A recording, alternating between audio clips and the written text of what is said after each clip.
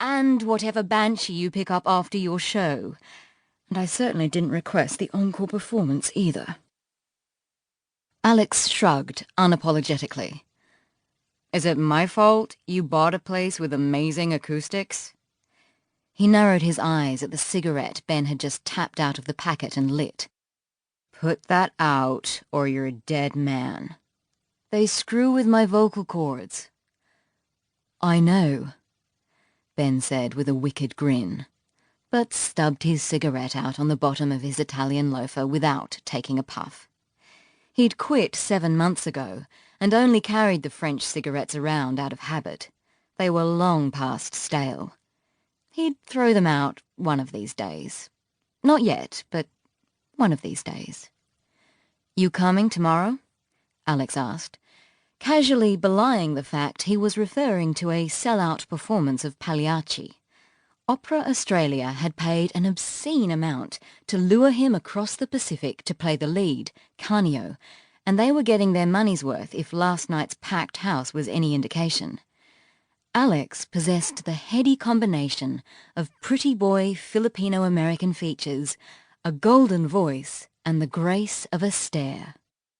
He was the opposite of Ben, who couldn't sing for shit, had the features of a hardened criminal, and used his tongue to wield words like weapons, usually for comic effect, but sometimes for the hell of it.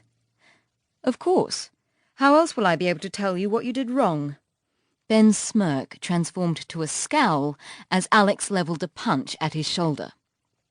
"Bastard! That's my writing arm, you know." "You don't need it." "I bloody well do. Just phone your column in." "How about you phone your performance in tomorrow?" "Oh, wait. You always do," Ben shot back, only to see his friend hadn't caught the dig. Instead, Alex's attention had been snared by the little blonde again. Ben sighed. "Can you be a little more obvious? You're looking at her like she's a postman's leg and you're an amorous Labrador. Down, Fido." Alex ignored him, his expression turning thoughtful. "You know, I'm gonna go for it." "At your own risk. What do you think you're going to achieve? Well, other than being thoroughly humiliated when she sends you packing?" He returned his gaze to the lady who was currently peering at a small handheld mirror and wielding a tube of lipstick with the precision of a Dutch master. He had to admit, he was just as intrigued as his friend was. His fingers twitched in the way they always did when he sensed a good story about to unfold. "And please, make this amusing. I do have a word count to fill for next week." Alex ignored him, his brow creased in a frown. He was obviously working out what he was going to say to impress the lady, which was both ridiculous and rather endearing. Given Alex's appearance, success, and celebrity, he should have had all the confidence in the world. Still, he remained stubbornly oblivious to his own appeal.